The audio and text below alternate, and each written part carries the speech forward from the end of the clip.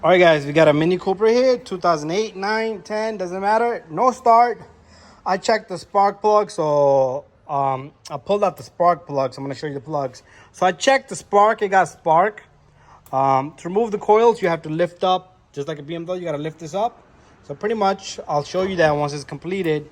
So what I did was here, no start, I believe, because I'm getting somewhere because I checked a lot of things. It's not starting because of these plugs are burnt out. So much carbon built up on them. So that is the reason. Got me some new plugs here, Bosch. Good stuff. There's the part number if you guys need it.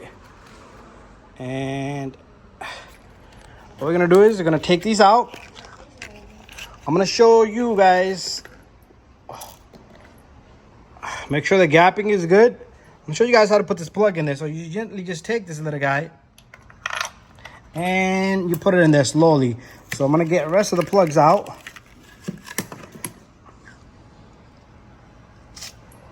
And check the gap. Slowly put the plug in there. I'm gonna show you the socket that I use just in a bit. Just give me a moment. Sometimes it could be a little problem as this, so I'm gonna crank this up. It wanted to start. It was hesitating. Felt like there was some kind of ignition in there. Something was igniting, but not perfectly. Man, I sprayed starter fluid in this baby. Got the bottle sitting right there. So check this out. This is the starter fluid right here. It didn't start. Didn't do no good. I could hear the pump coming on. And we do have spark because I put an external spark plug. And I hooked it to the coil and grounded it. And we saw spark there.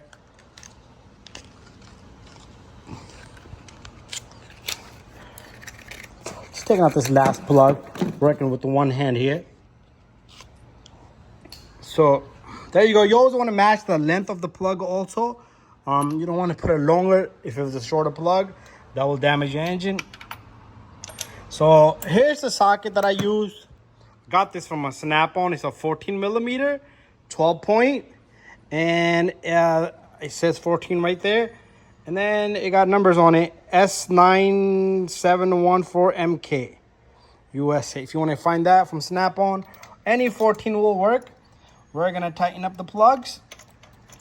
I'm going to lock up the plugs with my ratchet. That's the part you're not going to see. And then I'll put the ignition coils in for you guys. I'll show you guys how those go in. And I do need to put the boots on to cover these pipes in. I will do that as well. So this is spark plug number 2 here. This is the spark plug number 3 right here. I'm just trying to catch all the threads in there, just like that. So you always got to catch the threads. You don't want to cross thread anything. So this is the last one in here. I wanted to check the compression, but once I saw these plugs, no, I didn't want to take any chance. Let's just put the plugs in. I don't want to go crazy with checking the compression.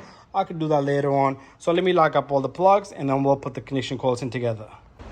Okay, so we're back. We're gonna put the ignition coils in. I got the plugs nice and tight. Make sure you tighten them. That's the part you did not see me do. So these ignition coils, they go in just like that. So you might want to check your ignition coils and spark plugs. And this goes in just like that, and this locks up. So, but I am going to show you one. Let me put them all in. So this is how simple this is. So get this one in, lock this up, and I'll show you how I got them. I already put this pipe in too, just to let you know I put this pipe in. It's not tight because I'm still going to test it.